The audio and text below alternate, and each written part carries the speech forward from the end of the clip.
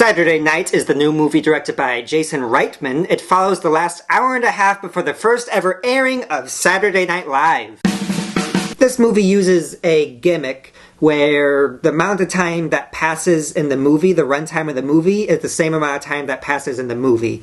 For instance, there's no points where they jump ahead an hour or they jump ahead a day. It all takes place within the time frame of the movie. There's other movies that do this, and it usually works for me, and it works really well in this movie. The gimmick adds a lot to the pace. Pacing in this movie is fantastic. It's very fast-paced, it's very stressful, because you want to create this stressful environment. Currently, Lorne Michaels is in this place where the most important thing to him is falling apart in front of his eyes. Nobody believes that it's going to be possible, but he keeps on marching on. And you have all these problems that need to be solved, and then every 5 minutes there's 10 more problems that need to be solved. And it's very stressful, very fast, very stressful, very anxiety-inducing, and it works really well, that gimmick. Now, something that I have a major problem with this movie, and I have this problem with lots of movies, is that when you have these recognizable characters like Chevy Chase, Dan Aykroyd, Gilda, Radner, tons more, it turns into more of an impression fest than it does feeling like these characters are fully fleshed out. I hardly even call them performances because they're more of impressions. I find it very frustrating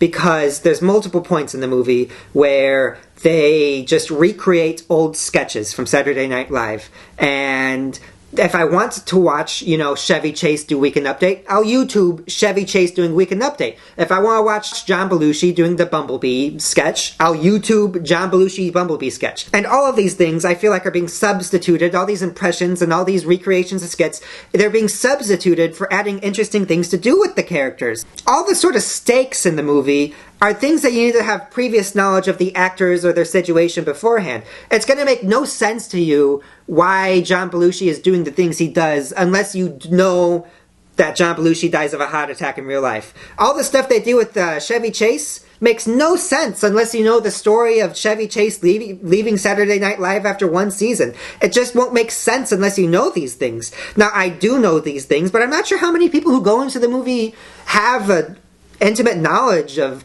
Chevy Chase's career, Do you? That's not, if you're somebody who does, maybe that's not something that bothers you, but I see that bothering lots of people. And the only person in the movie who I feel like is not doing an impression is Gabriel LaBelle, who plays Lorne Michaels. Now, whenever the movie is following Gabriel LaBelle, I think it's very good. I think if it focused on him more often, it would be a more effective movie. It's just that it goes on tangents too often. I hope you liked this video, and if you didn't, I hope you like the next one better. I'd love to know what you think of the movie, if you thought it was good or bad. If you think I'm a wild and crazy guy for liking it, please tell me in the comments. And once again, thank you for watching.